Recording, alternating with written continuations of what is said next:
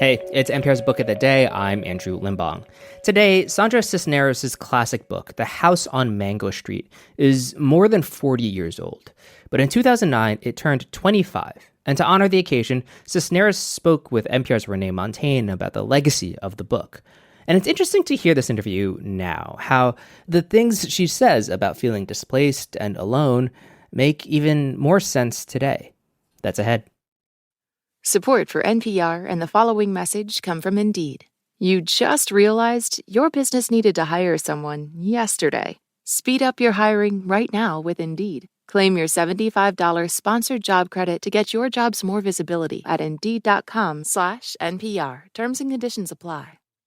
Support for NPR and the following message come from Boll & Branch. Turn your bed into a sanctuary this fall with their buttery, breathable bedding. Enjoy 15% off your first set of sheets at BOLL&branch.com with code NPR. Exclusions apply.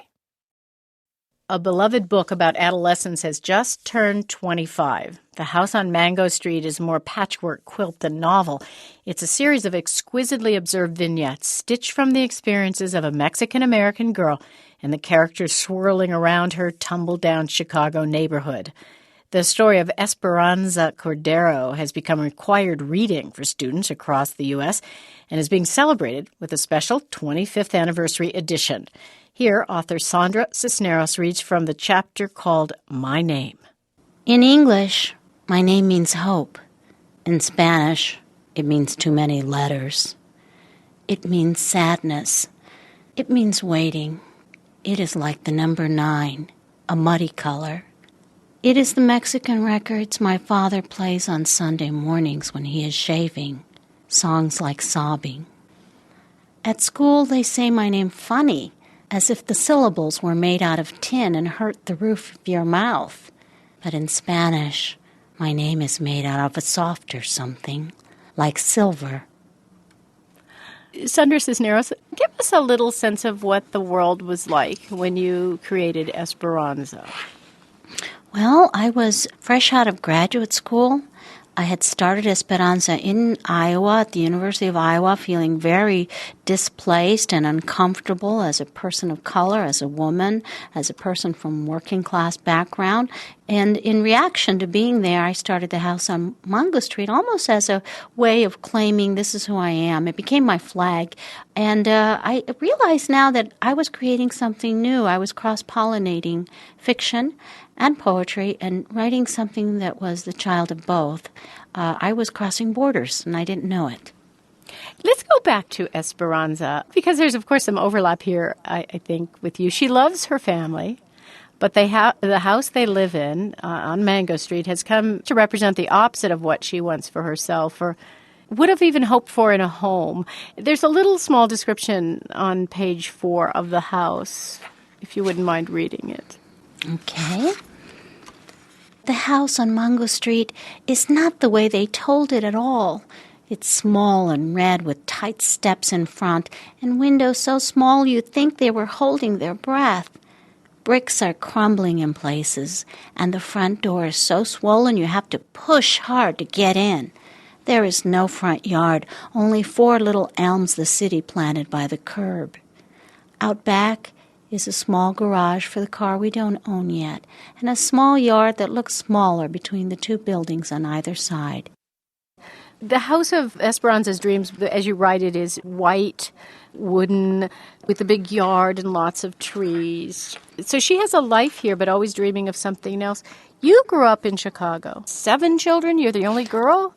I'm actually in the middle. I have 2 older brothers and 4 younger brothers.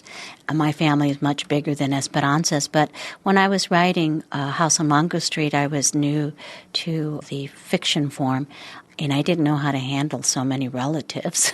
So I just thought I'd pare our family down to something easy. So you actually made the family smaller than your own family. Yeah, I don't know any small families like that in the Latino neighborhood. Everybody, unless their father up and left, the families were big. Well, let me back again to Esperanza, the fictional character at the center of the House on Mango Street. At the age that she's in, she's not quite a girl and not quite a full-fledged teenager. And there's a lovely moment that really captures a lot of what's awkward, exciting, and even scary about this time in a girl's life. It's when a neighbor gives Esperanza and her girlfriends a brown paper bag filled with what? Shoes. Not just shoes, though. But high heel shoes. And do you mind reading just a moment from that? Sure.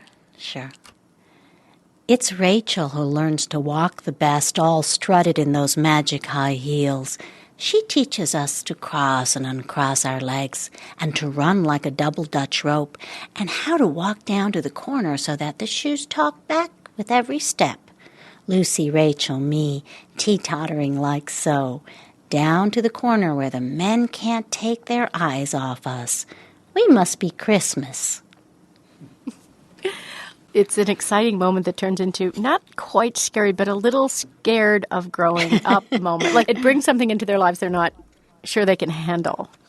And that's a little frightening, actually, because you don't realize, I remember when I was a young girl how much we wanted those high heels, but we didn't realize all the baggage it brought with it, all the attention, all the men on the corner sending kisses to us and saying things. It was very disturbing when you actually grew up and said, wow, I wish I could go back to being a kid. I was invisible and I could see everything but not be seen. You actually write in this new introduction to the 25th edition, you write that your own father didn't want you to become a writer at first. In fact, what did your father want you to be? My father never wanted me to be a writer. He came to terms with it maybe 2 years before he died. He wanted me to be a weather girl because when I was growing up, there were very few Latinas on television. And in the early 70s, when you first started seeing Latinas on TV, they would be the weather girls. That was the job given to them. So he would think, well, my daughter can do that. At the time, how important was it for you to give voice to Hispanic women, especially young women? When I wrote House, when I started it, I didn't think I was giving voice to his Latina women. I thought I was just finally speaking up. I had been silenced and made to feel that what I had to say wasn't important. I wanted to write something in a voice that was unique to who I was, and I wanted something that was accessible to the person who works at Dunkin' Donuts or who drives a bus, someone who comes home with their feet hurting like my father, someone who's busy and has too many children like my mother. I wanted this to be lyrical enough so that it would pass muster with my finicky classmates, but also open to accept all of the people I loved in the neighborhood I came from. Sandra Cisneros. Her novel, The House on Mango Street, is now out in a special 25th anniversary edition.